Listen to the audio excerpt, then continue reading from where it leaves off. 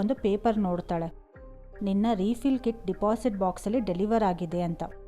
ಅವಳು ಮತ್ತೆ ಆ ಲೊಕೇಶನ್ಗೆ ಹೋಗಿ ಅವಳ ರೀಫಿಲ್ ಕಿಟ್ ತೊಗೊತಾಳೆ. 7 ದಿನದ ನಂತರ ಅವಳ ಯಂಗ್ ಬಾಡಿನ ಆ್ಯಕ್ಟಿವೇಟ್ ಮಾಡ್ತಾಳೆ. ಅವಳಿಗೀಗ ಹೊಸ ಥಾಟ್ ಕಾಡೋಕ್ಕೆ ಶುರು ಆಗುತ್ತೆ. ಅವಳು ಹೊರಗಿದ್ದಾಗ ಆ ಬಾಡಿಗೆ ಏನಾದರೂ ಆದರೆ ಏನಾಗುತ್ತೆ ಅಂತ. ಅವಳನ್ನು ಸೇಫಾಗಿಡೋಕ್ಕೆ ಒಂದು ಒಳ್ಳೆ ಜಾಗ ಹುಡ್ಕೋಕ್ಕೆ ಶುರು ಮಾಡ್ತಾಳೆ.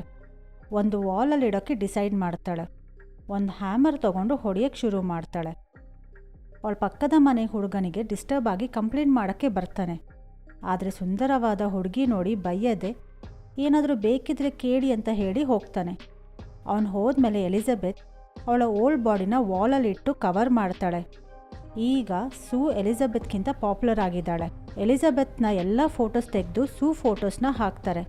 ಸೂ ಬ್ಯುಸಿಯಾಗಿ ದಿನಗಳ ಲೆಕ್ಕ ಮರೆತು ಅವಳ ಹಳೆ ಬಾಡಿನ ರೀಆಕ್ಟಿವೇಟ್ ಮಾಡೋಕ್ಕೆ ಮರೀತಾಳೆ. 7ನೇ ದಿನ ಅಂತ ಮರೆತು